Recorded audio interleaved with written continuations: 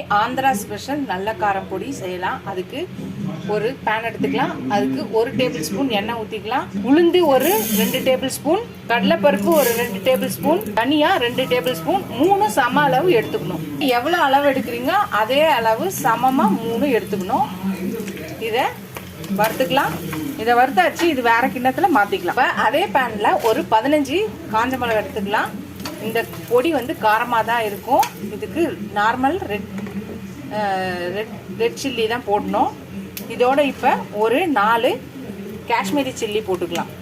So இதே இப்போ வறுத்துக்கலாம்.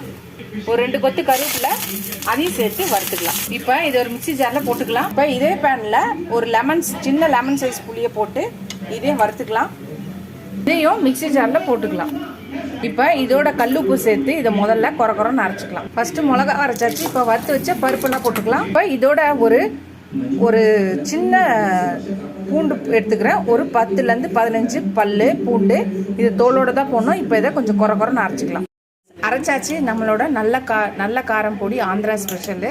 இந்த மாதிரி குறன்னு தான் இருக்கணும். இந்த மாதிரி அரைச்சோன்னே இந்த மாதிரி இட்லியோ தோசையோ நல்லா சாஃப்டாக வச்சுட்டு அதில் எண்ணெய் போட்டு இந்த மாதிரி பொடியை நல்லா போட்டு நெய் வேணுனாலும் ஊற்றி ஒரு 10 நிமிஷம் ஊற வச்சு நம்ம சாப்பிட்டோம்னா செம்ம அல்டிமேட்டாக இருக்கும். நீங்களும் இந்த பருப்பு பொடியை ட்ரை பண்ணி பாருங்கள். ஆந்திரா ஸ்பெஷல் நல்ல காரம் பொடி ட்ரை பண்ணி பார்த்துட்டு எப்படி இருக்குன்னு சொல்லுங்கள். இதோட அடுத்த வீடியோவில் அடுத்த ரெசிபியில் பார்க்கலாம். டாடா. நீங்கள் டிஃபனுக்கு மட்டும் இல்லை, சாதத்துக்கு கூட பொடியாக போட்டு நெய் ஊற்றி பிசைஞ்சு சாப்பிடலாம்.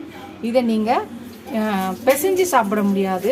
இட்லி தோசைக்கெலாம் தொட்டு தான் சாப்பிட முடியும். இது கொஞ்சம் காரமாக தான் இருக்கும். ஸோ இது ஸ்பெஷலே காரம் தான், அதனால் தொட்டு சாப்பிடுங்க. ஸோ இது மாதிரி இன்னொரு ஸ்பெஷல் வீடியோவில் இன்னொரு ஸ்பெஷல் வீடியோவில் பார்க்கலாம் ரெசிபியில். Tata bye bye friends.